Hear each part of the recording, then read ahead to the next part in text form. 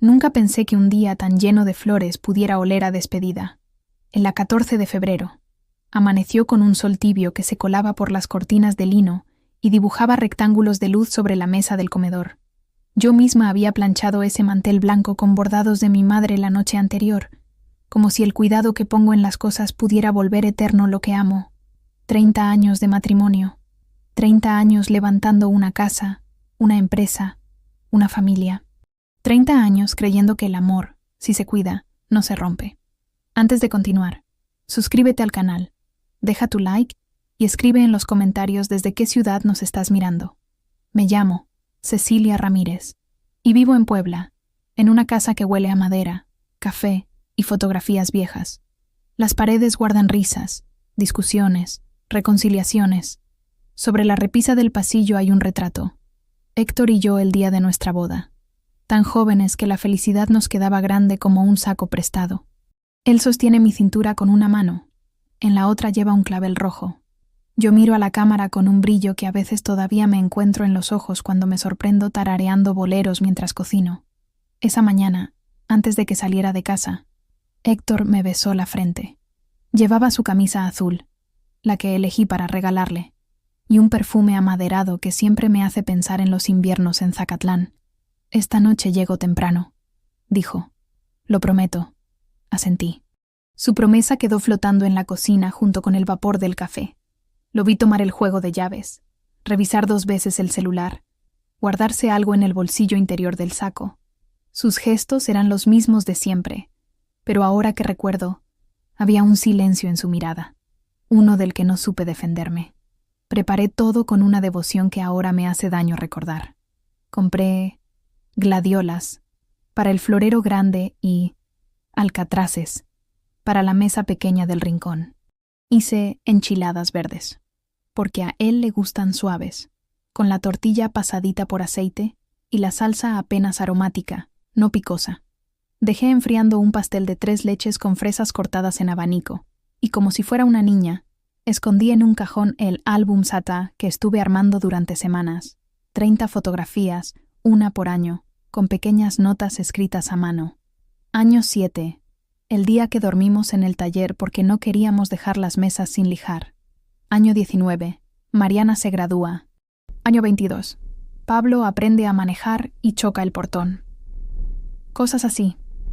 Las minucias que sostienen a una familia. Héctor y yo levantamos juntos. Maderas del Corazón, nuestra pequeña empresa de muebles artesanales. Él era de manos hábiles y paciencia para dibujar curvas sobre la madera.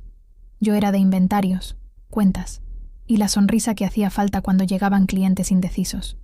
No éramos ricos, pero éramos nuestros. En el taller, el olor a serrín se mezclaba con nuestra música. Trícolo, Los Panchos, a veces Vicente. Y cada tanto él detenía el cepillo para abrazarme por detrás y murmurar: «Esto, Ceci, esto es la vida». Ese día, el teléfono repicó varias veces. Proveedores, un cliente que quería adelantar una entrega, Mariana confirmando que el domingo vendrían a comer con su esposo, Pablo preguntando si necesitaba que comprara algo antes de llegar. Yo respondía a todos con el mismo medio canto: «Más tarde, que hoy es nuestro aniversario». A media tarde acomodé el comedor con un esmero ritual. 2 platos hondos, 2 copas, el vino que guardé para un día especial, las servilletas de tela con el monograma que bordé en febrero. Febrero siempre me pone hacendosa. A las 6, el cielo ya era una seda gris. A las 7, encendí las velas. A las 8, apagué la estufa y volví a calentar. A las 9, serví por primera vez y cubrí los platos con una campana metálica. A las 10, el queso se volvió blando en el borde de las enchiladas. El mantel olía más a vela que a comida. Marqué su número de celular. Apagado. Probé con la oficina, con el taller. No contesta. Llamé a Álvaro, su amigo de la preparatoria. No lo he visto hoy, Ceci. Volví a llamar al celular. Apagado. El reloj de pared dio las 11.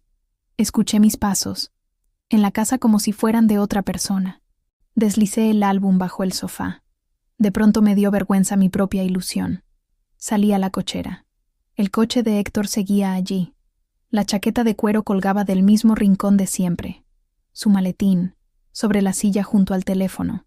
Todo en su sitio, menos él. Me repetí las palabras con las que una mujer se defiende del miedo. Se retrasó. Tuvo un imprevisto. Ahora llega. A medianoche, cuando la vela más delgada terminó por rendirse, comprendí que algo ya no estaba bien. No lloré. No aún. Hice lo que se hace cuando la realidad se niega a acomodarse a los rituales. Lavé los platos en silencio. Apagué las luces una por una. Cerré las cortinas. Me recosté en la cama, con la ropa puesta. Debí dormir 1 hora, 2 a lo mucho, porque me despertó la luz pálida antes del amanecer. La casa estaba inmóvil. Bajé con la esperanza absurda de encontrar un papel, un mensaje de voz, cualquier rastro. Nada. El olor a flores ya no era de celebración, sino de velorio. Tomé el teléfono y llamé a Mariana. «Mamá, tranquila», dijo con la voz llena de sueño. «Debe haber un motivo. ¿Le marcaste al celular? Está apagado. Voy para allá». Mientras la esperaba, me planté en la puerta del taller. Abrí. Las herramientas estaban alineadas, los tableros apilados, la viruta en bolsas. No faltaba nada. Regresé por el pasillo y me detuve frente a la foto de la boda. No sé por qué, pero estiré la mano y la alcé. Hay gestos que el cuerpo hace antes que el pensamiento. Quitarla del clavo, guardarla, evitar que una imagen me hiera mientras no entiendo qué pasa.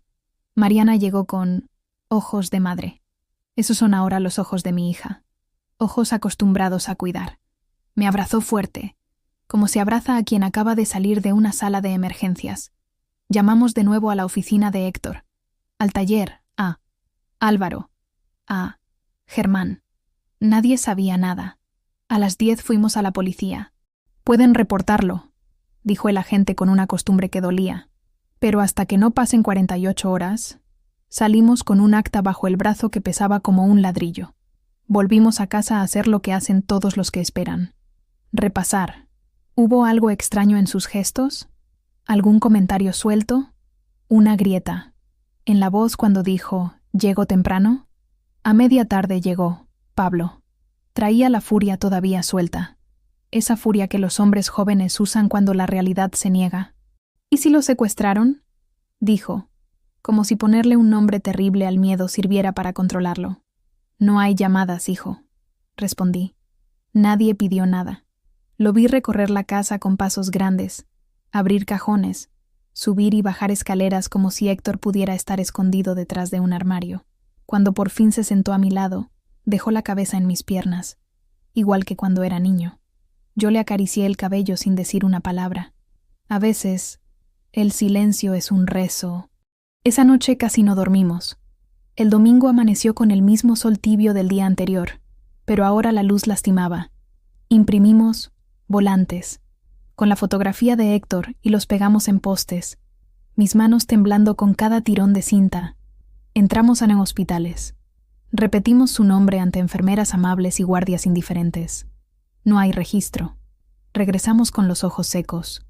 A veces, no se puede llorar, porque el cuerpo está ocupado sosteniendo la espera. El primer lunes. Después de su desaparición fui sola a la empresa.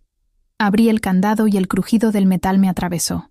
En la oficina, el calendario seguía marcado en viernes. Sobre el escritorio, una taza, con un resto de café endurecido. Deslicé los dedos por el borde, un gesto tonto, como si pudiera leer ahí lo que no supe leer en su mirada. Encendí la computadora, revisé correos, pedidos, facturas, nada que dijera, «me voy». Nada que explicara por qué un hombre apaga el celular el día de su aniversario y deja a su mujer calentando con tal enchiladas hasta medianoche. Al atardecer, cuando el taller se llenó de ese polvo dorado que el sol deja en las motas de serrín, escuché el portón. Corrí. Era Álvaro.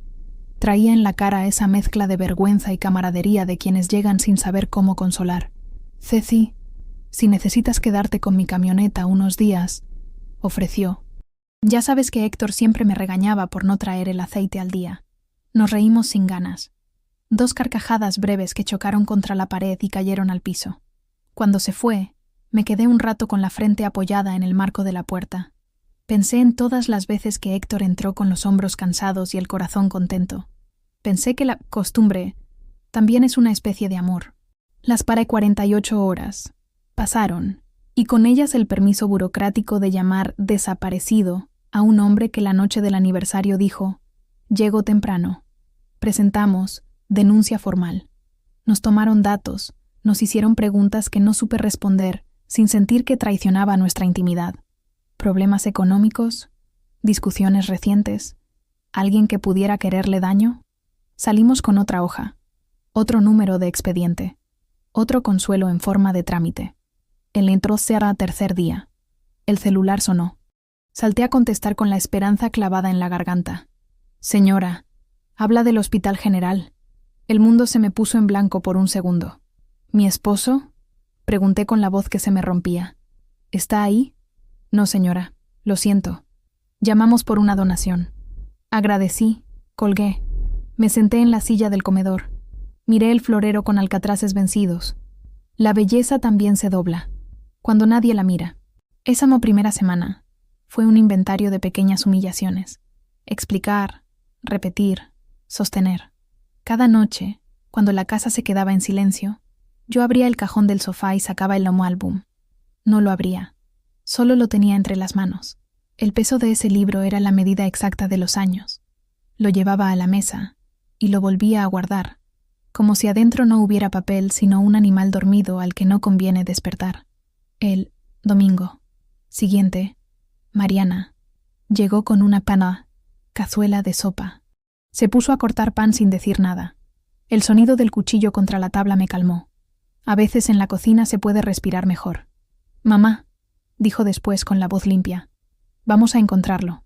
No quise contradecirla. Hay cosas que una madre no le arrebata a un hijo ni cuando sabe que son promesas contra el viento. Esa noche subí al estudio de Héctor, el lugar al que él subía cuando quería estar solo con sus diseños. A la izquierda, el librero. Manuales de carpintería, cuadernos, revistas viejas de muebles escandinavos. Abrí el primer cajón del escritorio. Nada especial, plumas, una regla. En el segundo, recibos. En el tercero, vacío. Iba a cerrarlo cuando noté que el fondo estaba más alto de un lado. Deslicé las uñas por el borde. Estaba falso. Lo levanté con cuidado. Debajo había una carpeta de cartón, gris, con una banda elástica. No sé por qué, pero mis manos empezaron a sudar. Me senté. Aflojé la liga. Adentro había estudios, recetas, una tarjeta, con un nombre de médico y el membrete de una clínica privada. Me quedé leyendo, sin entender, una palabra a la vez. Análisis, biopsia, control. Mi cerebro reconocía los términos como quien ve a un vecino al que nunca saluda. Lo que había ahí no era una agenda. Era una historia escrita en tinta clínica. Sentí que el aire se me volvía espeso. Llamé a Pablo, a gritos. «¡Hijo, sube!». Cuando llegó, puse la carpeta frente a él. «¿Qué es esto?». Pablo la hojeó con esa lentitud que uno usa para no caerse. Alzó la vista con los ojos vidriosos. «Mamá, parece que papá estaba enfermo». Las paredes del estudio se cerraron 1 centímetro. Yo apoyé la mano sobre el escritorio para no marearme. Enfermo. Una palabra que podía explicarlo todo o volverlo más oscuro. ¿Por qué no me lo dijo? ¿Por qué desaparecer? ¿Por qué la promesa de «llego temprano» como un nudo en la garganta del tiempo? Tomé la carpeta de nuevo. En la última hoja había una cita programada para el 13 de febrero, un día antes de nuestro aniversario. Debajo, un garabato con 2 iniciales que no supe reconocer. Cerré los ojos. Por primera vez desde que se había ido, lloré. No por la ausencia, sino por la sorpresa de una posibilidad. Que el hombre al que amaba me hubiera ocultado su miedo. Esa madrugada, el sueño fue un animal sin dueño. Cuando por fin amaneció, bajé a la cocina con la decisión de ir a esa clínica. Quería preguntar, pelear, suplicar. Quería cualquier verbo que me devolviera un borde de certeza. Me estaba atando el cabello cuando sonó el teléfono de la sala. Era temprano, demasiado. Cogí el auricular con la palma húmeda. «Bueno», Del otro lado, una voz de mujer, baja, contenida. ¿La señora Cecilia Ramírez? Sí. No me cuelgue, por favor. Tengo que decirle algo sobre su esposo. El mundo se me redujo a ese cable delgado que unía mi mano al aparato. Miré la mesa, las flores que ya empezaban a doblarse, el rayo de luz que se desplazaba por el piso como un reloj silencioso. ¿Quién habla?, pregunté. La mujer respiró hondo y dijo un nombre que yo no había escuchado nunca, pero que desde ese momento quedaría tatuado en mi historia. Me llamo Lucía Gámez. Está conmigo. El aire salió de mis pulmones, como si alguien me hubiera golpeado por la espalda. Intenté hablar y solo me salió un hilo. ¿Cómo dice? Está conmigo, repitió. Héctor, está conmigo. Y entonces supe que el aniversario no había sido una excepción, sino un aviso. Supe que la promesa llegó temprano. No había sido inocente, sino una despedida mal pronunciada. Supe también que estaba a segundos de escuchar algo que rompería mi mundo de una manera que ni la palabra enfermo podía anticipar. Señora, dijo la voz, con una calma que me hizo daño. Héctor no volvió porque decidió irse conmigo. Y lo peor, todavía no lo sabe. No pude responder enseguida. La voz de esa mujer seguía en el aire, fría, tranquila, como si cada palabra hubiera sido ensayada. ¿Qué quiere decir con «está conmigo?», pregunté, y sentí que la garganta me temblaba. Que está vivo, que está bien, pero no regresará, dijo, sin una sola vacilación. ¿Dónde está?, pregunté otra vez, aunque ya sabía que su respuesta no me iba a devolver la calma. Aquí, en Veracruz, conmigo. Por un momento, pensé que era una broma cruel, o un malentendido, que quizás se trataba de un chantaje, de alguien que quería dinero, pero entonces ella pronunció su nombre completo. Héctor Ramírez, su número de documento, su segundo apellido. Solo alguien que había compartido intimidad con él podía saber tanto. Mis piernas se aflojaron. Me sostuve del borde de la mesa para no caer. ¿Y por qué me llama?, alcancé a decir. Porque usted tiene derecho a saber que él está bien. No lo busque más. No quiere volver. Hubo un silencio. Yo escuchaba mi respiración agitada mezclada con el tic-tac del reloj de pared. Entonces la mujer añadió algo más. Él me pidió que lo ayudara a cerrar su pasado. Y colgó. Quedé mirando el teléfono con las manos heladas. Me costó varios segundos entender que la llamada había terminado. Intenté marcar de nuevo, pero el número aparecía bloqueado. Mariana bajó corriendo las escaleras. ¿Quién era?, preguntó alarmada. Le mostré el auricular como si en ese aparato estuviera la prueba de mi desgracia. Era una mujer. Dijo que está con tu padre. El rostro de mi hija cambió de color. ¿Qué? Que está con él. Que se fue con ella. El silencio que siguió fue insoportable. Pablo apareció detrás, con la cara llena de incredulidad. ¿Con una mujer? No, no puede ser. Papá no haría eso. Yo tampoco quería creerlo, pero las palabras de aquella desconocida seguían rebotando en mi mente. No lo busqué más. Esa noche no dormimos. Yo me senté en la mesa del comedor con los ojos fijos en las velas consumidas del aniversario. Cada cosa a mi alrededor parecía burlarse de mí. Los platos vacíos, las flores marchitas, el álbum escondido. No era solo la traición, era la humillación de haber amado con los ojos cerrados. A la mañana siguiente, sonó el timbre. Era un mensajero. Traía un sobre amarillo dirigido a mi nombre, con sello notarial. Dentro había una copia de un documento. Transferencia de acciones. Empresa Maderas del Corazón S.A. Mi firma falsificada, la de Héctor auténtica. Y un comprador. Gámez y Asociados S.A. Sentí que me ardía la cara. La fecha era del 10 de febrero, apenas 4 días antes de su desaparición. No solo me había dejado, me había robado. Pablo se puso de pie de un salto. «¡Esto es ilegal!», gritó. «Vamos a denunciarlo». Mariana empezó a llorar. «No entiendo, mamá. ¿Cómo pudo hacerte esto después de tantos años?».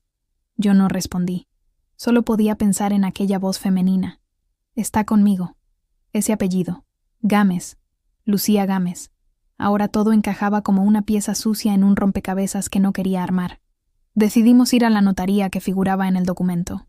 El notario, un hombre canoso de lentes gruesos, Nos recibió con gesto incómodo. Sí, señora Ramírez, dijo, revisando los papeles. Su esposo vino aquí hace unos días. Trajo todos los documentos. Insistió en que usted estaba de acuerdo. ¿Y no se dio cuenta de que la firma era falsa? Le grité. Traía su identificación y un poder notarial que la autorizaba a él. Todo parecía en regla. Salimos de ahí con la rabia mordiéndonos por dentro. Pablo caminaba adelante, con los puños cerrados. Te juro que lo voy a encontrar, repetía una y otra vez. No puede salirse con la suya. Yo, en cambio, sentía algo distinto, una mezcla de tristeza y vergüenza. Me dolía haber amado tanto a alguien que ahora parecía un extraño. Los días siguientes fueron un torbellino. Intentamos rastrear sus cuentas bancarias, pero estaban vacías. La policía seguía el caso, aunque sin entusiasmo.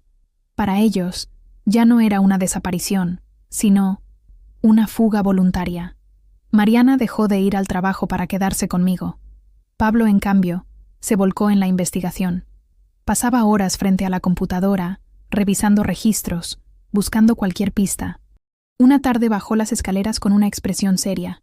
«Mamá, encontré algo». Me mostró la pantalla.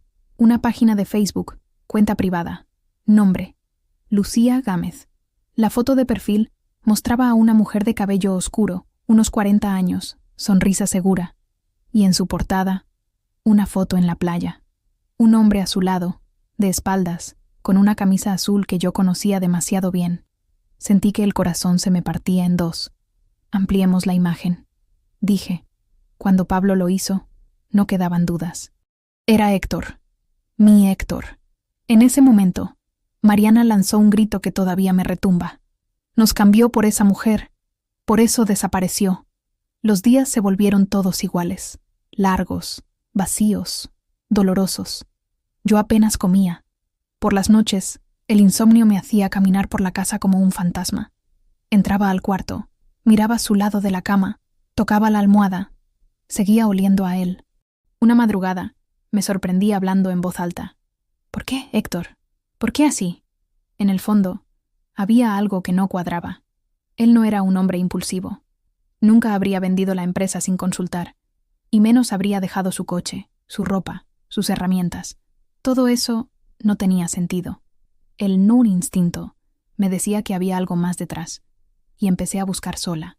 Revisé de nuevo su estudio. En un cajón encontré una vieja carpeta médica. Había un nombre de doctor, Clínica del Sol, y una fecha, 13 de febrero, un día antes de su desaparición. También un sobre con análisis y una hoja doblada con un diagnóstico incompleto. Fui hasta esa clínica. La recepcionista, al verme, bajó la mirada. «Disculpe», dije. «Busco información sobre mi esposo, Héctor Ramírez». Ella dudó. Luego me pidió que esperara. A los pocos minutos salió un médico joven. «Señora Ramírez», dijo con voz cautelosa, «no puedo darle detalles por confidencialidad, pero su esposo vino a consulta hace unos días. Estaba preocupado por su salud». «¿Qué tenía?». El médico vaciló.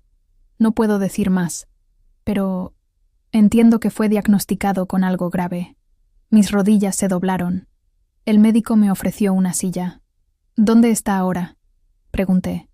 «No lo sé. Dijo que debía irse de viaje, que no quería tratamiento». Volví a casa con la mente hecha un torbellino. Ahora todo tenía otra lectura. Su silencio, su mirada, su promesa de «llego temprano».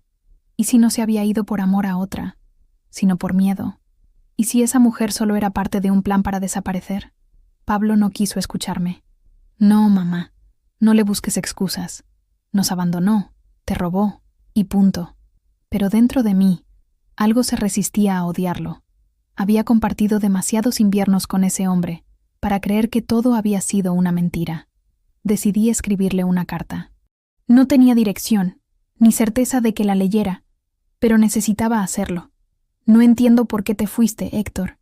Si estabas enfermo, ¿por qué no confiaste en mí? Si me mentiste, ¿por qué hacerlo con tanta crueldad? No sé si te amo o te odio. Solo sé que aún te espero». La dejé en su escritorio, entre las virutas de madera. Esa carta fue mi única forma de seguir respirando. Pasaron 4 meses sin noticias, hasta que un día Mientras Pablo revisaba correos antiguos, encontró algo que nos heló la sangre. Un mensaje enviado desde la cuenta de Héctor a sí mismo, fechado el 12 de febrero, 2 días antes de su desaparición. El asunto decía: por si no regreso. El cuerpo del mensaje estaba vacío, pero adjuntaba un documento protegido con contraseña. Pablo trató de abrirlo durante horas, pero no pudo. ¿Tiene clave? ¿Y si es algo importante?, pregunté. Lo es, respondió él, mirando la pantalla. Papá nunca hacía nada sin razón. La computadora se quedó encendida toda la noche. A las 3 de la madrugada, bajé al estudio y vi el monitor iluminando la habitación. El archivo seguía ahí, mudo, esperando ser abierto. Me acerqué, acaricié la pantalla como si pudiera hablar con él. ¿Qué querías decirme, Héctor?, susurré. Fue entonces cuando sonó el teléfono. A esa hora cualquier llamada es una sentencia. Descolgué con el corazón en la garganta. Del otro lado, una voz masculina. ¿La señora Ramírez? Llamamos del Hospital General de Veracruz. El aire se me congeló en el pecho. ¿Mi esposo?, pregunté con la voz quebrada. Sí, señora. Está internado. Y pidió verla. La taza que tenía en la mano cayó al suelo y se rompió en 1000 pedazos. Mariana bajó corriendo. Pablo salió del estudio. Yo solo pude decir una frase antes de que el llanto me venciera. Tu padre apareció. No recuerdo con claridad el viaje a Veracruz. Solo sé que las luces de la carretera parecían desvanecerse a medida que avanzábamos, como si el camino me arrastrara hacia un destino que no podía evitar. Mariana manejaba en silencio. Pablo, en el asiento trasero, miraba por la ventana con los puños cerrados. Yo llevaba en el regazo la carpeta médica y la carta que le había escrito semanas atrás. No sabía si quería entregársela o romperla en 1000 pedazos frente a él. Cuando llegamos al hospital, el amanecer apenas se insinuaba sobre el mar. Un aire salado entraba por las ventanas, y el edificio, blanco y silencioso, parecía suspendido entre la vida y la despedida. En la recepción, di su nombre. Héctor Ramírez, dije, casi sin voz. La enfermera me miró con una mezcla de sorpresa y compasión. Habitación 214, segundo piso. Pero, señora, prepárese, está muy débil. Mis piernas temblaron al subir las escaleras. Cada peldaño pesaba como si subiera los años de nuestra historia uno por uno. Los días felices, las discusiones pequeñas, las promesas que ahora sabían a mentira. Cuando abrí la puerta, lo vi. Ahí estaba mi esposo, más delgado, con el rostro pálido, los labios secos. Tenía la mirada perdida en el techo, conectado a un suero, la piel marcada por semanas de hospital. Por un instante quise salir corriendo. No sabía si abrazarlo o gritarle. Me acerqué despacio. Héctor. Sus ojos tardaron unos segundos en enfocarme. Luego sonrió débilmente. Una sonrisa que me dolió más que su ausencia. Sabía que vendrías, murmuró. No supe qué responder. Solo pude mirarlo, buscando en su rostro al hombre que conocí, al compañero que me juró amor eterno en aquella iglesia hace 3 décadas. Pero en su lugar había alguien diferente. Cansado, arrepentido, vencido. ¿Por qué? Fue lo único que salió de mi boca. Él cerró los ojos un momento, como si cada palabra le costara un pedazo de aire. No quería que me vieras así, dijo. No quería que tu recuerdo de mí fuera el de un enfermo muriendo. Di un paso atrás. ¿Y por eso me mentiste? ¿Por eso desapareciste? ¿Me robaste? ¿Me dejaste como una tonta esperándote frente a una mesa servida? No, Ceci. No entiendes. Entonces explícamelo. Héctor intentó incorporarse, pero la enfermera entró y lo detuvo. Por favor, no se altere, señor Ramírez. Yo me quedé allí, de pie, con los brazos cruzados, conteniendo el llanto. Cuando ella salió, volvió a hablar. Lucía me ayudó. Su nombre cayó como una piedra en el silencio. ¿Ayudarte?, repetí con rabia. Me robó a mi esposo, a mi familia, a mi paz. No sé si. Ella me salvó. Me quedé sin palabras. Héctor respiró hondo, buscando fuerzas. Hace meses me diagnosticaron un tumor, avanzado, sin muchas esperanzas. Yo no sabía cómo decírtelo. Deberías haber confiado en mí. Quise hacerlo, pero tenía miedo. Pensé que podrías odiarme por esconderlo, o que sufrirías demasiado. Y entonces conocí a Lucía. Era la enfermera de un amigo. Me ayudó con los trámites médicos. ¿Y eso justifica que me dejaras? Ella me convenció de que debía irme a tratarme fuera, lejos, que si me quedaba, te arrastraría conmigo en la enfermedad. Yo lo miraba, sin saber si llorar o gritar. ¿Y la empresa? ¿Las acciones? ¿También fue por tu salud? Héctor apartó la mirada. Eso fue un error, un gran error. No supe cómo evitarlo. Ella me dijo que lo mejor era poner todo a su nombre, para que no lo embargaran durante el tratamiento. Me prometió que después lo devolvería. Las piezas encajaban, pero el rompecabezas dolía más que antes. Lucía Gámez no solo lo había ayudado, lo había manipulado, aprovechándose de su miedo. Y él, débil, enfermo, la había dejado entrar en nuestra vida hasta destruirlo todo. Ceci, lo siento tanto, susurró. Me di cuenta demasiado tarde. Cuando quise regresar, ella ya había vendido la mitad de la empresa. El silencio se volvió insoportable. Solo se escuchaba el pitido regular del monitor cardíaco. Me acerqué y tomé su mano. ¿Por qué no me lo dijiste?, le pregunté, ya sin rabia, solo con tristeza. Porque te conozco, dijo. Habrías dejado todo por cuidarme.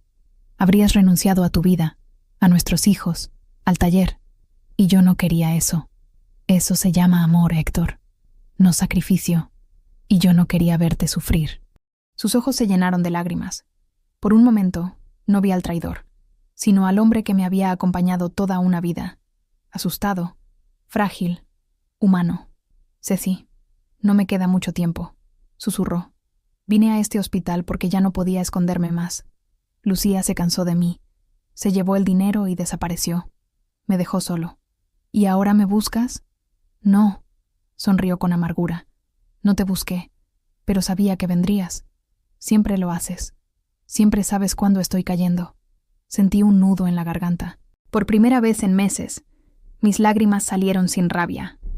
Lo abracé, despacio, con miedo de romperlo. Su cuerpo estaba tan liviano que parecía deshacerse entre mis brazos. Los días siguientes fueron una mezcla de ternura y dolor. Mariana y Pablo se turnaban para visitarlo. Poco a poco, el resentimiento de ellos se transformó en una tristeza contenida. A veces, Héctor intentaba bromear. Al menos no tendrán que escucharme roncar más, decía, y forzaba una sonrisa. Una tarde, mientras dormía, la enfermera me llevó aparte. Señora Ramírez, me dijo en voz baja, su esposo no tiene mucho tiempo, pero hay algo que debe saber. Me entregó un sobre cerrado. Me pidió que se lo dé cuando llegue el momento. Dijo que en ese sobre está la verdad completa. Miré el sobre durante minutos, sin atreverme a abrirlo. Tenía su caligrafía, la misma de las notas que dejaba en la heladera cuando salía temprano. Volveré a las 6, te amo. Pero esta vez no decía eso. Solo tenía escrito, por si no vuelvo. Esa noche me quedé junto a su cama. Fuera, el viento movía las cortinas con un sonido casi marino. Héctor abrió los ojos y me miró. ¿Recuerdas la primera vez que te vi?, preguntó. Asentí. En el mercado, buscando clavos, y yo regateando por 1 metro de madera, respondí. Sonrió. Pensé que eras la mujer más decidida del mundo. Y tú, el hombre más terco. Quizá por eso duramos tanto. Nos quedamos en silencio. Yo le acaricié el rostro, frío, con cuidado. Él me tomó la mano con lo poco que le quedaba de fuerza. Perdóname, Ceci, dijo, por todo. Ya no hables. Solo quiero que me prometas una cosa. ¿Cuál? Que vas a vivir. Que no vas a quedarte anclada a mi culpa. No respondí. Él cerró los ojos otra vez, y por un momento pensé que se había dormido. Pero antes de perder la conciencia, murmuró algo que me dejó helada. En el sobre está la verdad sobre Lucía. No todo fue como crees. Nan. 2 días después, murió. Se fue al amanecer, mientras las enfermeras cambiaban el suero. Yo estaba allí, sosteniendo su mano, cuando el monitor marcó una línea recta y un sonido constante. Sentí una calma extraña. No fue un grito, ni un desgarro. Fue como si el tiempo se detuviera para que pudiera despedirme sin rencor. Mariana lloraba abrazada a su hermano. Pablo, con los ojos rojos, repetía una y otra vez: «No puedo creerlo. Yo me limité a cerrar los ojos y agradecer en silencio haber tenido tiempo para decirle adiós. Cuando el médico me entregó sus pertenencias, entre ellas estaba el sobre que yo no había abierto. Lo guardé en mi bolso, sabiendo que ese papel sería mi último diálogo con él. De regreso a Puebla, el silencio en el auto era pesado. Mariana dormía, agotada por el llanto. Pablo conducía sin hablar. Yo tenía el sobre entre las manos. Era delgado, liviano, pero pesaba como una piedra en mi pecho. En la esquina inferior, además de su letra, había algo más. Una mancha de tinta. Una palabra apenas visible. Perdón. Apreté el sobre contra el pecho y miré por la ventana. El amanecer se abría sobre la carretera, igual que el día de su desaparición. Pero esta vez no había promesas de «llego temprano», solo una verdad esperando ser descubierta. Y aunque temblaban mis manos, supe que, cuando llegara a casa, lo abriría. Porque si algo había aprendido de todo ese dolor, era que los secretos siempre terminan regresando, incluso después de la muerte. Llegamos a Puebla en silencio. Durante todo el viaje tuve el sobre apretado contra mi pecho, como si dentro llevara no solo las últimas palabras de mi esposo, sino también la llave de todos mis miedos. Cuando por fin crucé la puerta de casa, todo me pareció más pequeño. El comedor, la escalera, incluso las paredes. Era la misma casa, pero ya no tenía alma. Me senté frente a la mesa donde había esperado a Héctor aquella noche del aniversario. Encendí la lámpara, respiré hondo y abrí el sobre. Dentro había 3 cosas: una carta escrita a mano, una copia de un documento notarial y una memoria USB. Mis manos temblaban. Desplegué la carta primero. La tinta estaba desvanecida en algunas partes, como si hubiera sido escrita entre lágrimas o con fiebre. Leí despacio, palabra por palabra, sabiendo que cada una podía cambiar todo lo que creía entender. Cecilia, si estás leyendo esto es porque ya no estoy. No me queda tiempo, y sé que mereces saber toda la verdad. Lucía no fue solo una enfermera que se aprovechó de mí. Fue parte de algo mucho más grande. Al principio, me convenció de vender parte de la empresa para pagar el tratamiento. Luego, me dijo que un grupo de inversionistas quería comprar maderas del corazón para expandirla. Yo creí que sería una oportunidad para asegurar tu futuro. Pero no eran inversionistas, Ceci. Eran estafadores. Lucía trabaja para una promotora inmobiliaria que compra empresas pequeñas. Las registra a nombre de testaferros y luego las revende con documentos falsos. Usaron mi nombre, mis papeles y mi enfermedad para hacerlo parecer legal. Cuando quise detener todo, ya era tarde. Habían vaciado las cuentas, vendido las propiedades, incluso falsificado tu firma. Y cuando amenacé con denunciarlos, Lucía me amenazó con destruir a nuestra familia. Me dijo que tenía fotos, grabaciones, documentos manipulados, todo listo para difundir si hablaba. No supe qué hacer. Me sentía débil, enfermo y acorralado. Por eso desaparecí. Pensé que al alejarme te protegía. En la memoria USB hay todo lo que pude reunir: correos, nombres, transferencias, grabaciones. Si alguna vez quieres hacer justicia, allí encontrarás las pruebas. Pero por favor, no dejes que el odio te consuma. Yo ya lo perdí todo. Tú aún puedes vivir. Perdóname por no haber confiado en ti. Y recuerda, lo único verdadero en medio de toda esta mentira fue mi amor por ti. Héctor. No sé cuánto tiempo estuve leyendo y releyendo esa carta. Sentía que las palabras ardían entre mis dedos. La rabia y el dolor se mezclaban en una sola cosa. Un fuego mudo que me recorría el cuerpo. Lucía Gámez no era solo una amante, ni siquiera una simple estafadora. Era la mente detrás de todo lo que nos había destruido. Me levanté con el corazón latiendo como un tambor. Había pasado meses llorando, dudando, odiando a mi esposo. Ahora, por fin, tenía un enemigo real. Encendí la computadora. Inserté la memoria USB. Tardó unos segundos en reconocerla, como si hasta el propio aparato sintiera el peso de lo que estaba a punto de mostrarme. Dentro había varias carpetas con nombres simples: pagos, audio, documentos, fotos. Abrí la primera. Había capturas de correos electrónicos entre Lucía y un hombre llamado Arturo Vargas. El asunto de uno me dejó sin aire. Transferencia completada. Ramírez no sospecha nada. Leí los mensajes. Lucía se jactaba de haberlo convencido de ceder las acciones. Hablaban de vender la empresa por 8,5 millones de pesos. Y lo peor, mencionaban mi nombre. La esposa no sospecha. ¿Cree que él sigue trabajando en el taller? Sentí una náusea profunda. Apreté los dientes. Luego abrí la carpeta de audio. Había 3 grabaciones. Le di play a la primera. «No te preocupes, Lucía», decía una voz masculina. «Cuando el viejo firme todo, tú te quedas con el 20%. ¿Y si su esposa aparece?», preguntó ella. «La distraerás. Siempre lo haces». El tono de risa que siguió me heló la sangre.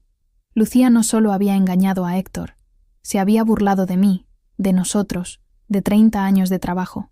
Apagué la computadora. Me llevé las manos al rostro. Sentí rabia. Una rabia que me quemaba los ojos, pero también una claridad fría. Ya no había lugar para el llanto. Había una guerra que pelear. A la mañana siguiente, fui al despacho del abogado que siempre había trabajado con nosotros, don Ramiro Ortega. Le mostré la carta, los documentos y la memoria. Tardó más de 1 hora en revisar todo. Luego levantó la vista con el ceño fruncido.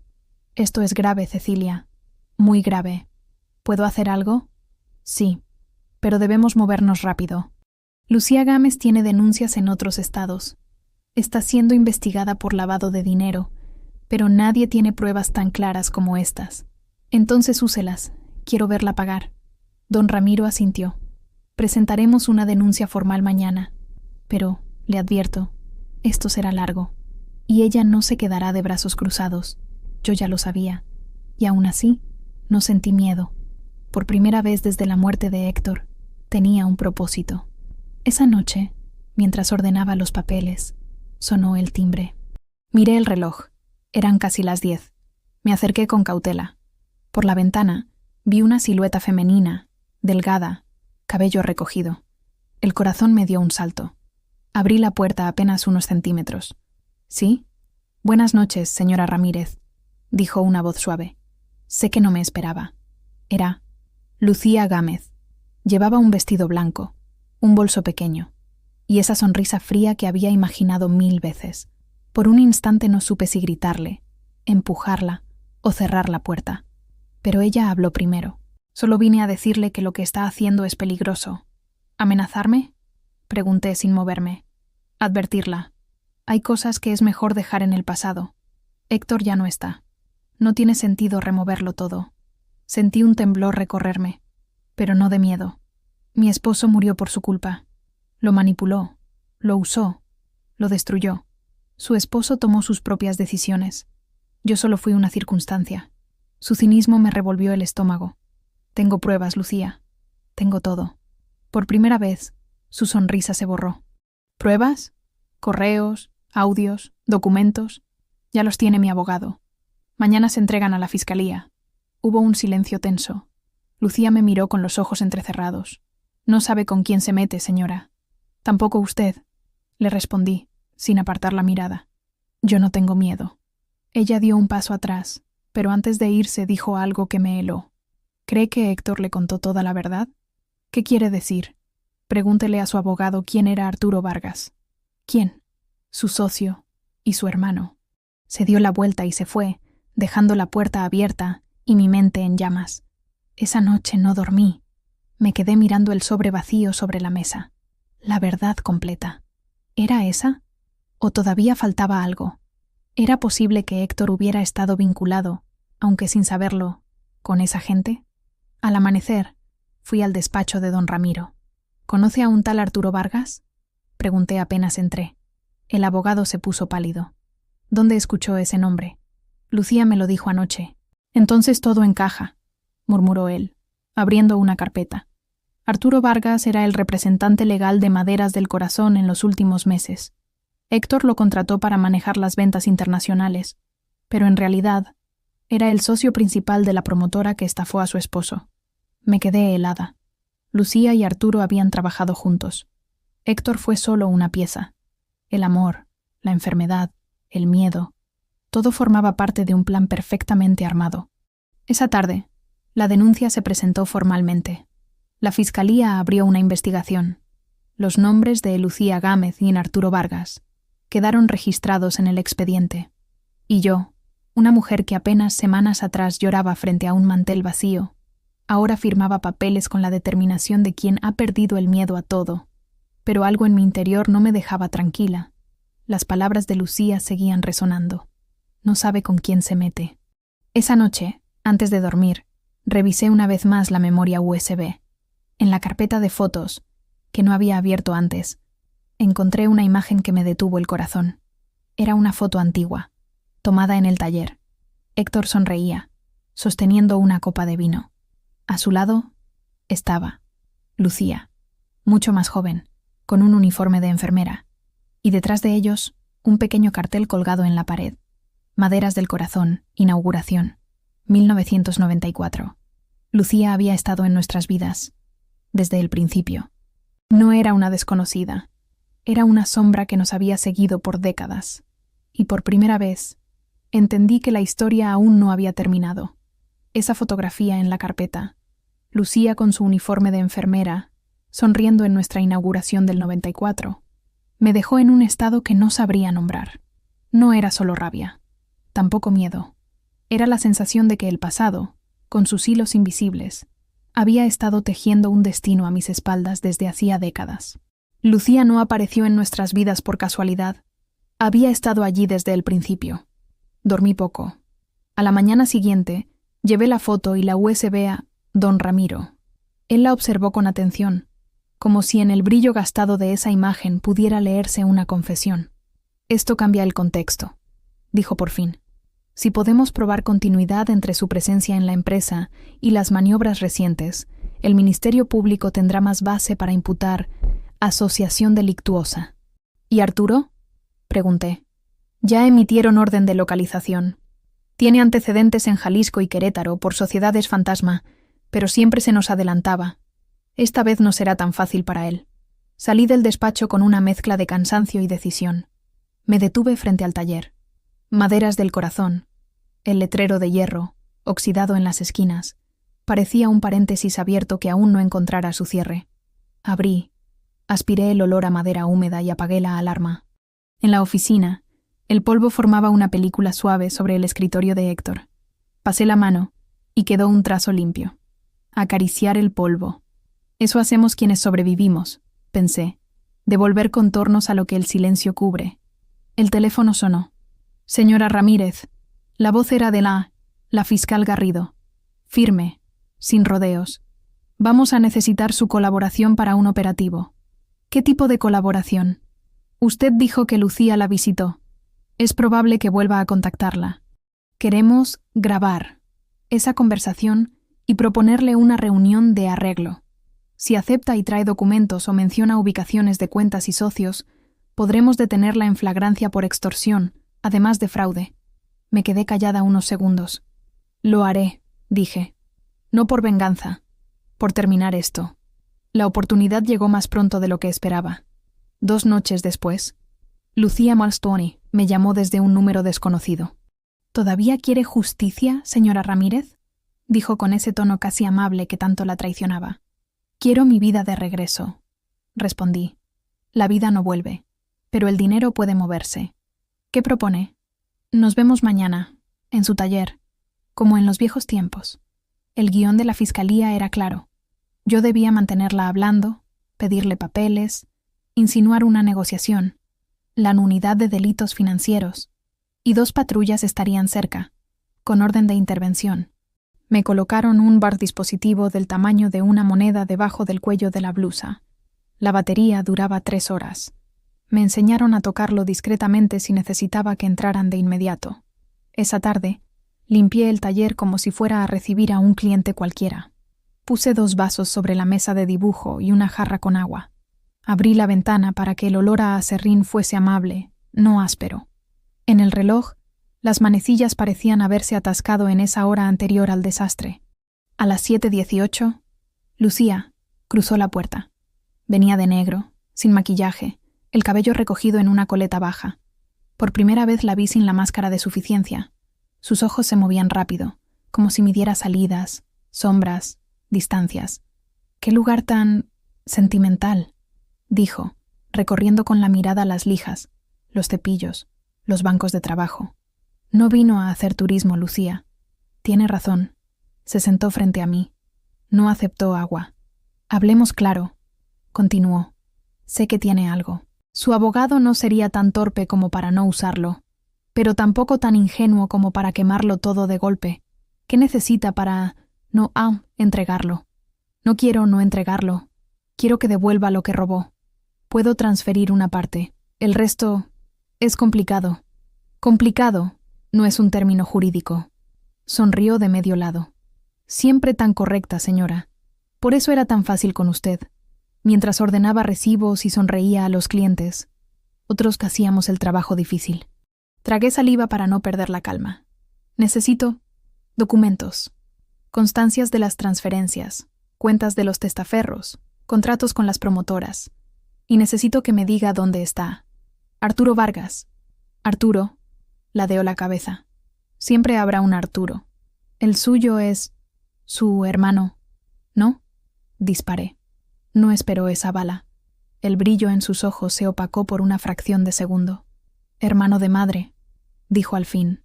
¿Y eso cambia algo? Cambia que no te encontré. Te criaste en torno a nosotros.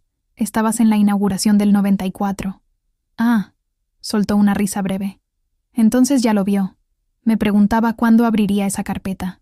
Se levantó, caminó hasta la pared donde aún colgaba un plano hecho por Héctor para una mesa ovalada. Usted y él creyeron que la bondad es un escudo. No lo es. Es un espejo. Y hay gente que solo se peina en él. ¿Por qué nosotros? Porque su marido era perfecto para la operación. Confiado, orgulloso, enfermo. No estaba orgulloso. Estaba asustado. Lo que sea, respondió encogiéndose de hombros. El miedo vuelve dócil hasta al más fiero. Volvió a sentarse. Sacó de su bolso un portafolio delgado. Cuando lo abrió, el corazón me golpeó el esternón. Estaba lleno de contratos. Estados de cuenta, recibos de transferencia. No soy tonta, dijo. Si voy a negociar, traigo algo. ¿Y qué pides a cambio? Tiempo. Quiero salir del país. Usted retrasa la denuncia. Yo le dejo esto. Se queda con un porcentaje mayor a lo que la empresa valía. Hizo un gesto con la mano. Todos felices. No me interesa el dinero. A todos les interesa el dinero. Un poco tarde para fingir pureza, señora. Toqué el borde del dispositivo bajo mi blusa, como quien acomoda un collar. Señal de alerta. Para la fiscalía. Tiene papeles. Lucía deslizó los documentos hacia mí, sin soltarlos del todo. ¿Ve estas cuentas? Prosiguió. Uruguay, Panamá, Andorra. Si yo doy el visto bueno, se liberan fondos. Si no, chasqueó los dedos. El sistema los engulle. ¿Dónde está Arturo? No hacemos preguntas al viento. A cambio de que me deje ir, le doy dos cosas. La ubicación de Arturo y esta carpeta. ¿Y Héctor? Pregunté bajando la voz. ¿Qué querías de él además de la empresa? Lucía inclinó apenas la cabeza, como si me evaluara. Quería lo que se hereda sin testamento, la historia. Ser parte de la foto completa. Ustedes tenían maderas del corazón. Yo quería quedarme con el corazón. El asco me rozó los labios. No eres más que una estafadora con ínfulas poéticas. Y usted una víctima con ansias de heroína, replicó sin perder el hilo. Admitámoslo. Esto se resuelve con números, no con frases. Hizo un par de llamadas cortas desde su teléfono.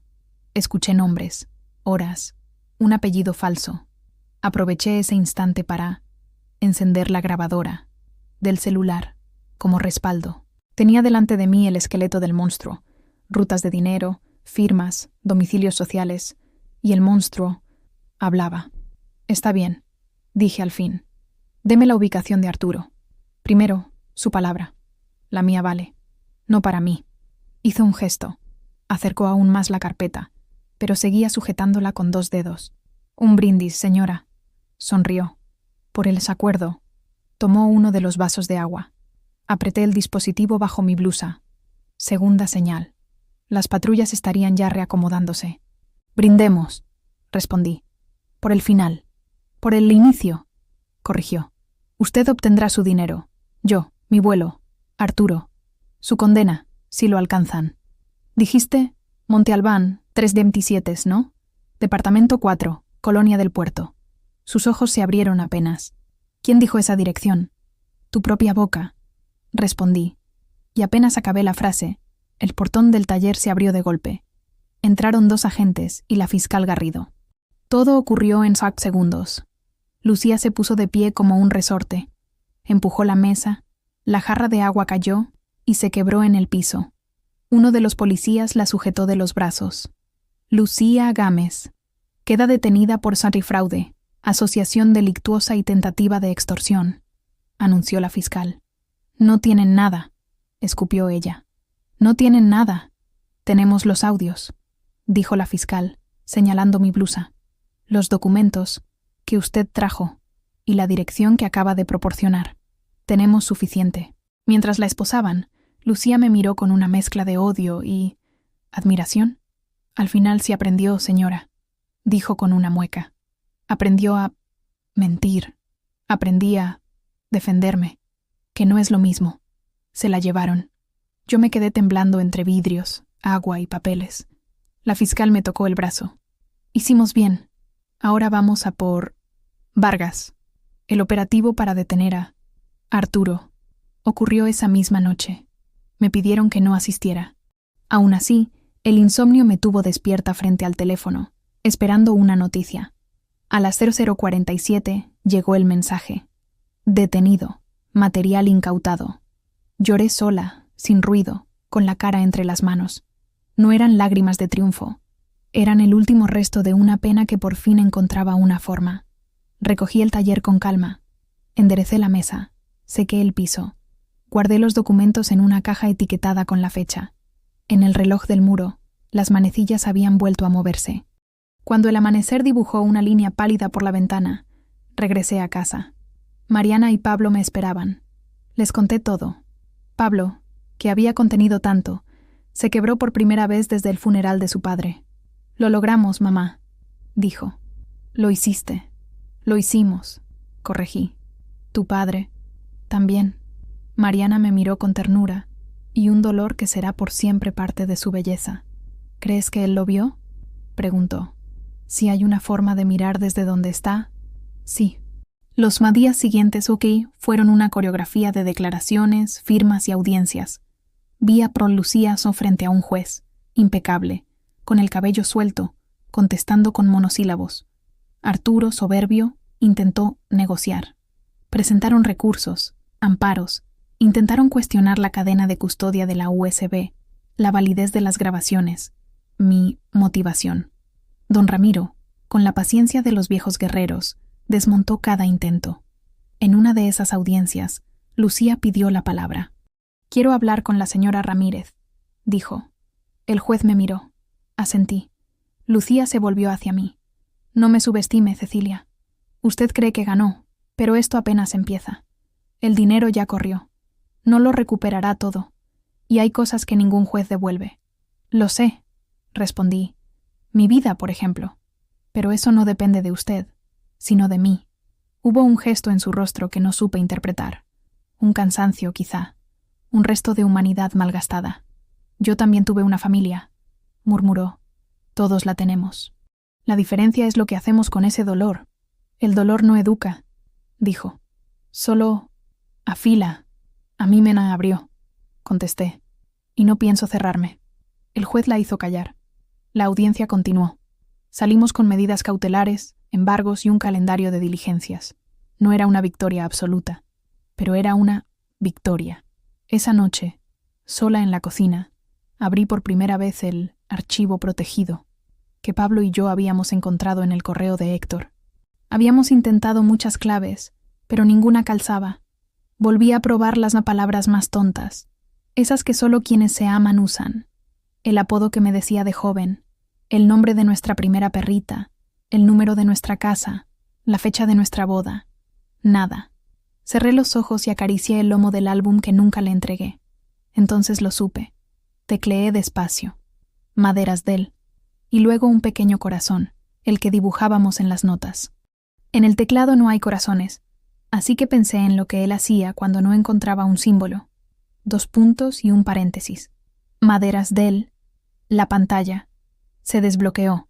Dentro había un testamento, simple, no protocolizado, y una carta dirigida a Mariana y Pablo. Decía que, si él faltaba, todo, casa, taller, cuentas personales, debía pasar a sus hijos, a condición de que cuidaran de mí y mantuvieran la empresa abierta al menos un año, aunque fuese a medio gas. Había además una lista de proveedores con los que aún se podía fiar, un mapa de deudas por cobrar y una frase subrayada: si algo nos pasa, regresen a lo pequeño. Lo pequeño se levanta más rápido. Lloré con una gratitud que me sorprendió. Entre tanta sombra, su amor había encontrado una grieta para entrar de nuevo. Imprimí la carta para mis hijos y apagué la computadora. Abrí por fin el álbum del aniversario. Me detuve en la foto de nuestro año 7. Los dos dormidos en el taller, con aserrín en el cabello, sonrientes como dos niños que arman una tienda de campaña en la sala. Cerré el álbum y por primera vez desde su desaparición, apagué la luz del comedor, sin miedo a la oscuridad. La sentencia. Tardaría meses. Recuperaríamos una parte del dinero. Otra se perdería en túneles financieros que mi mente nunca quiso aprender a entender. Pero ya no importaba el saldo perfecto. Importaba el sentido. Antes de dormir, subí a la azotea. El cielo estaba despejado. La ciudad, un cuenco de luces mansas. Pensé en Héctor, en su cobardía tierna, en su miedo de verme sufrir, en sus manos torpes escondiendo una carpeta médica detrás de un cajón falso como si fuera un niño guardando un tesoro. «Te perdono», dije en voz baja. «No por lo que hiciste, sino por lo que quisiste hacer y no supiste. Te perdono para poder vivir». El viento fue una caricia, y en esa caricia algo en mí se acomodó. Bajé las escaleras con la paz de quien encuentra, por fin, su propio ritmo. En la mesa del pasillo, donde antes estuvo la foto de la boda, puse otra, una del taller, recién tomada, con Mariana, lijando una tapa y Pablo, tomando medidas. Yo, atrás, sosteniendo el metro como si fuese una batuta. Maderas del corazón, pensé. No es un nombre, es una promesa. Faltaban aún cosas por contar, heridas por cerrar, papeles por firmar, audiencias por asistir. Faltaba el epílogo, la vida después de la tormenta. Faltaba mirar a mis hijos a los ojos y decirles lo que el juez no diría nunca, que la justicia más honda no está en un fallo, sino en la forma en que uno decide seguir. Y yo, Cecilia Ramírez, decidí seguir, con lo pequeño, con lo que vuelve a crecer, con la madera que se cepilla y se vuelve lisa, con el corazón que aprende a no astillarse. El día de la sentencia amaneció con un cielo limpio, de esos que parecen recién lavados. Me puse el saco azul que usaba cuando acompañaba a Héctor a las ferias de artesanos. No era un gesto de nostalgia. Era mi forma de recordarme que no llegaba allí como una víctima, sino como la dueña bien de una historia que había decidido terminar de pie. En el pasillo del juzgado, el eco de los pasos me recordó los primeros días de su desaparición. Ese mismo vacío en el estómago, esa misma necesidad de apoyarme en algo concreto para no caer. Esta vez me sostuve en Mariana y Pablo. Ellos, a mis lados, tan serios y tan jóvenes, eran mis columnas. La sala estaba llena. Lucía entró escoltada, impecable como siempre, el cabello suelto, la barbilla alta. Arturo llegó minutos después, sin corbata, con los ojos irritados de soberbia mal dormida. Yo los miré con una calma que no sabía que tenía. No deseaba humillarlos. Deseaba que la verdad tuviera nombre y apellido. El juez habló casi una hora. Enumeró pruebas, correos, transferencias, testaferros, la USB, el operativo en el taller, la grabación. Habló de agravantes, vulnerabilidad del afectado, por enfermedad, falsificación de firma, lucro indebido. Cuando por fin pronunció la palabra culpables, no hubo un estallido, ni un suspiro general. Fue como cerrar suavemente una puerta que llevaba meses golpeando. Las penas no fueron perfectas. Nunca lo son. 8 años. Para Arturo por fraude y asociación delictuosa. Season para Lucía, más inhabilitación, para ejercer cargos en empresas y una orden de reparación del daño, con embargos sobre cuentas y propiedades. No recuperaríamos todo. Recuperaríamos lo suficiente para empezar de nuevo. Y, sobre todo, quedaría un registro público. No era un asunto de familia. Había sido un delito. A la salida, la fiscal Garrido me estrechó la mano. No todas llegan hasta aquí, dijo. Usted sostuvo el caso cuando era más fácil rendirse. No estuve sola, respondí. Y él, miré el cielo. Él me empujó de la única forma que podía. No quise hablar con la prensa. Me llevé a mis hijos a desayunar al café donde, años atrás, decíamos, cuando esto crezca, compraremos otra lijadora. Pedimos huevos a la mexicana y pan dulce. Reímos sin culpa. Lloramos sin vergüenza. Volver al Pontaller. Después de la sentencia fue distinto.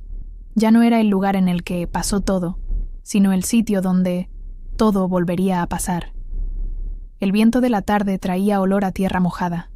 Abrí ventanas, levanté persianas, moví mesas. Había una película fina de polvo sobre las herramientas. Pasé un trapo húmedo y el metal volvió a brillar. Me detuve un momento en la mesa de dibujo. Allí, con lápiz, Héctor había anotado una idea años atrás. Silla abrazo. Respaldo que envuelve. Sonreí. Silla abrazo. ¿Qué cosas guarda la madera cuando uno se va? Los primeros días nos dedicamos a lo pequeño. Regresar a lo pequeño. Como él había escrito. Mariana lijaba a conciencia, con esa paciencia que aprendió en sus bordados. Pablo cortaba tablas, midiendo 2 veces antes de cada corte, como su padre le enseñó. Yo hacía inventario, listones, de encino, barnices, lijas, grano, 120 y 220, colas, tornillería. Llamé al proveedores de toda la vida, don Eusebio, la familia, Camacho. Vinieron con sus camionetas y su mate de risa vieja. Lo que haga falta, doña Ceci, dijeron. Las redes invisibles de una comunidad sostienen mucho más de lo que uno cree. El primer pedido fue modesto. Una mesa de cocina para doña Vicky, la vecina que me regalaba dulces cada Navidad. La entregamos un sábado al mediodía. Ella lloró al verla. Yo también, pero de alegría. La madera volvió a sonar bajo los nudillos. El taller volvió a tener la música de siempre. Trícolo, los panchos. Y a veces, cuando el sol se ponía, creí sentir unos brazos, rodearme por la espalda. No era pena, era memoria, acompañando.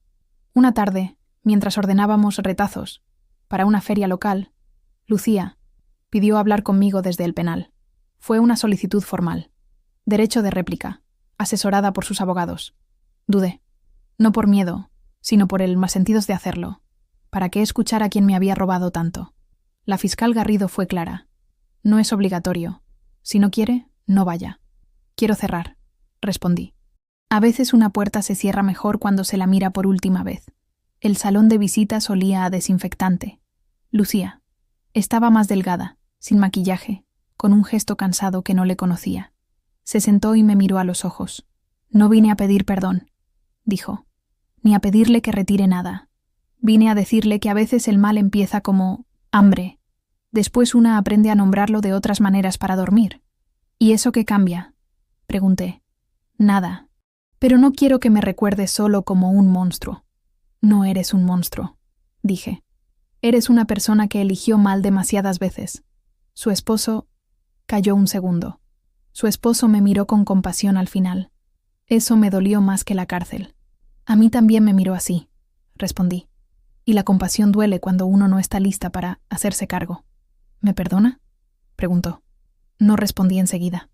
Perdonar no es un acto social, es un trabajo íntimo. Te perdono lo que puedo, dije al fin. No por ti, por mí, por mis hijos, para que la rabia no sea el idioma de mi casa. Asintió, con un brillo raro en la mirada. Eso sí es ser fuerte, murmuró. Salí a la calle con la sensación de haber recogido, por fin, todas las piezas.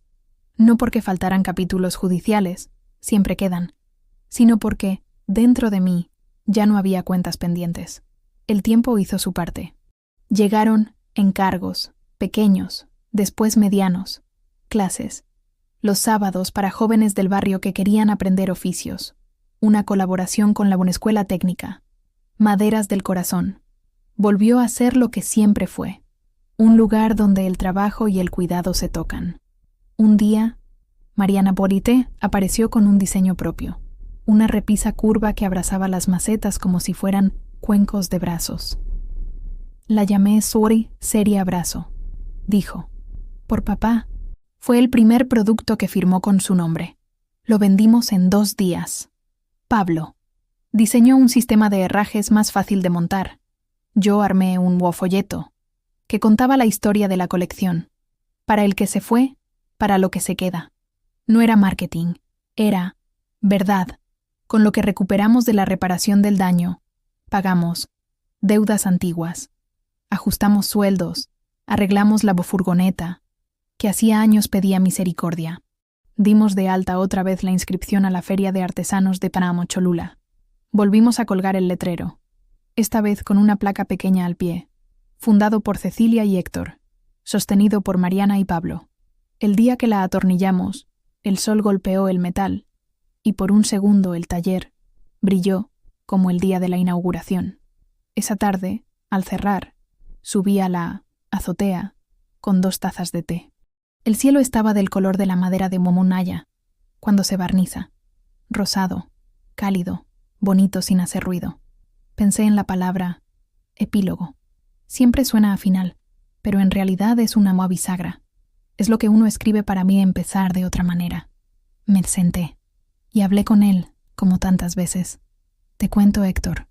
Hoy Mariana vendió su tercera repisa y le brillaban los ojos. Pablo dejó de apretar la mandíbula cuando maneja la sierra. Yo ya no miro el teléfono a las 3 de la mañana, y el taller huele otra vez a madera viva. El viento respondió como suele, acariciando.